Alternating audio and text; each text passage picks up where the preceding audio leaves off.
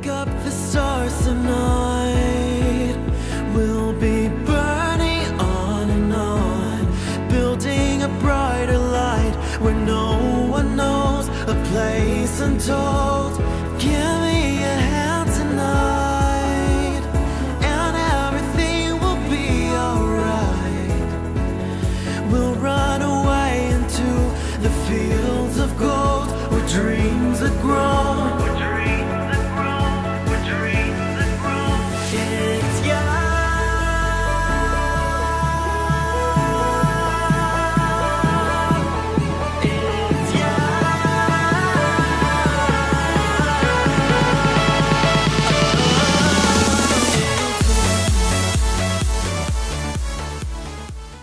Hello Libra, this is Inspire 2016 with your weekly tarot reading for the week commencing the 10th of July until the 16th of July 2017.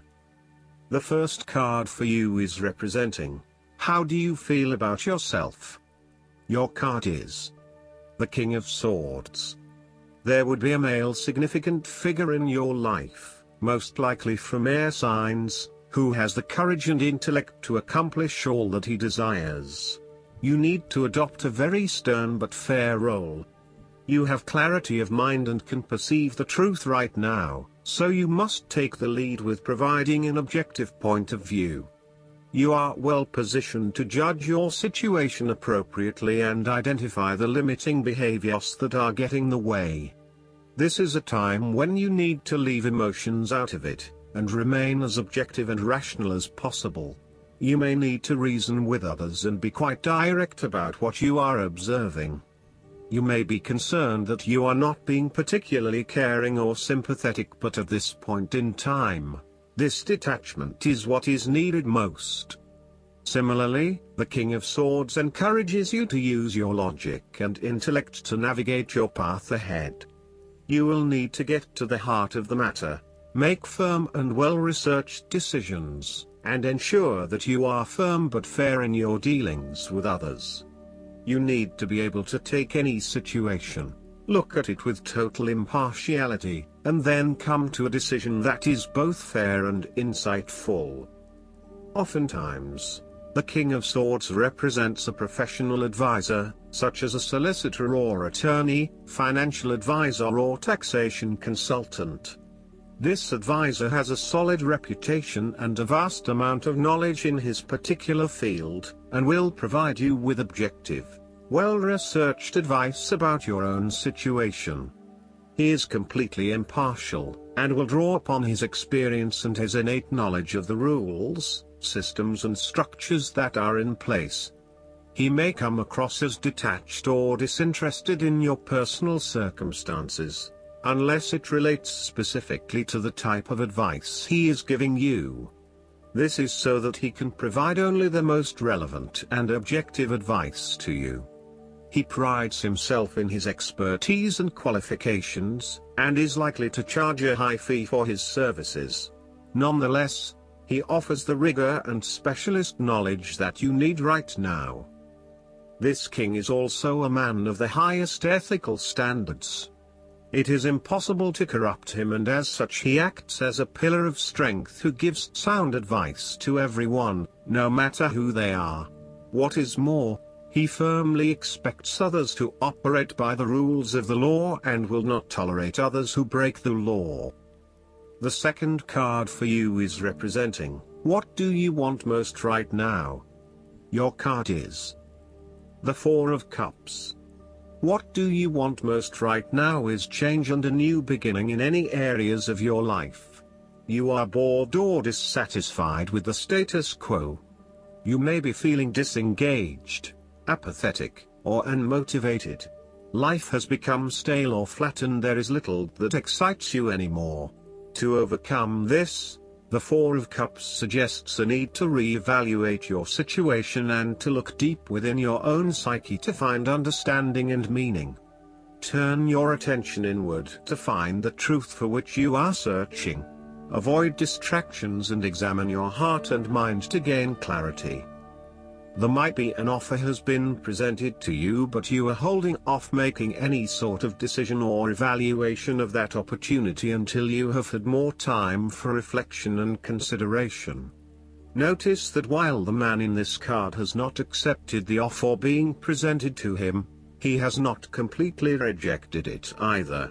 The cup will continue to be there, and the decision to accept or reject it can be made at any point. For now, though, it is the time for contemplation, research and meditation. When all of the answers are in, and it feels right emotionally, then you can take action, but in the short term, you do not need to make an immediate choice. Similarly, the Four of Cups signifies disappointment in someone or in a situation. You may be growing tired of the same old struggle that has been carried on too long in the past. As a result, you have started to withdraw and go within yourself to seek greater peace and tranquility. If you are becoming particularly pouty or sulky about your predicament, the Four of Cups is then a call to action. It is time to wake up, be alert, and to be open to new experiences that offer a more positive outcome. The Four of Cups can sometimes point to defensiveness. This can be noticed in the body language displayed in the crossed arms and legs of the man on the card. He chooses to ignore the possibility of what the cup has to offer. Possibly he has been hurt emotionally before, as this is the Suit of Cups, and he is fearful to expose himself to that again. Hence he is closing himself off to this opportunity. Consider what opportunities you are ignoring or declining, and ask yourself whether this is because you truly believe you would not benefit from it, or whether this is because you are fearful of what may follow. Be mindful of any defensiveness in your responses and reactions. The third card for you is representing your fears. Your card is the Nine of Cups. You are afraid that your wishes are not materializing as expected. Your expectations may be unrealistic, or you may not be actively pursuing your dreams, instead hoping that they will manifest with little input or action from you. On a more emotional level, the Nine of Cups typically indicates a wonderful feeling of satisfaction you get from knowing that everything has fallen into place and you have everything you could imagine. However, there is a sense that there is still something missing deep down, and the inner fulfillment you have been seeking is still not present. There may be disappointments due to imperfections and mistakes, smugness, overindulgence, greed, superficial or materialistic values, shallowness, gluttony, and excessive preoccupation with gratifying your own desires, oftentimes at the expense of the needs of others. Physically, the Nine of Cups can indicate ill fortune due to overindulgence in food, alcohol or drugs and the consequences that come with them. Be careful not to overdo the sensual pleasures and instead demonstrate some moderation in your indulgences. The Nine of Cups can suggest greed and a lack of concern for other people's needs in favor of your own. You may have an inadequate regard of how your behavior is impacting others, and are often found gloating or boasting about your successes while others are suffering. Be considerate, and even if you have something to rave about, think about the impact that may have on others. The fourth card for you is representing what is going for you. Your card is the King of Wands. There would be a male significant figure in your life, most likely from fire signs, who is goal-oriented and full of creativity. He is a natural-born leader of all kinds of people, and he is very visionary. Once he sets himself a goal, he sticks to it and ensures that he can make it happen with the support of those around him. People naturally gravitate towards this king as they know he will get things done and will do it very well. He is a master, too, at being able to get other people to do his work for him, and keep them on side throughout the process. He looks forward to challenges because he enjoys the natural rush of adrenaline associated with solving a difficult problem and coming to a solution that will benefit not just one person but many people. In the process, he not only rids himself of his own fear but that of others, by reassuring them that they shall all succeed. He is not all talk, either, and when the going gets tough, he is prepared to do the hard yards to see something through to the end. The King of Wands has a deep and innate respect for other people, and his compassion extends far. He knows how to bring out the best in others and to empower them to deliver his visions and goals, which he knows will be of benefit to the greater population. If this king represents yourself, you are someone who is very visionary and goal-oriented. You achieve a lot because you are very clear about your future direction and how you will get there. You do not waste your time on activities or relationships that you believe will lead nowhere. You never just go with the flow, instead you prefer to embark on a strong and direct course of action. The King of Wands reminds you to lead your life with intent, vision and a long-term view. Know that even though you are experiencing challenges now, this is just a part of your journey to something much more positive. Eventually, you will see this time as just a little blip on the radar and it will have simply served to make you stronger. Stay focused on your long-term goals. The appearance of the King of Wands also suggests that an opportunity is presenting itself to you, and you now have the power to accept the opportunity and take on the challenge. You are the determining factor in this situation, and circumstances will navigate in the direction you steer them. Indecision or doubt will not be appropriate responses when clarity and confidence are acquired.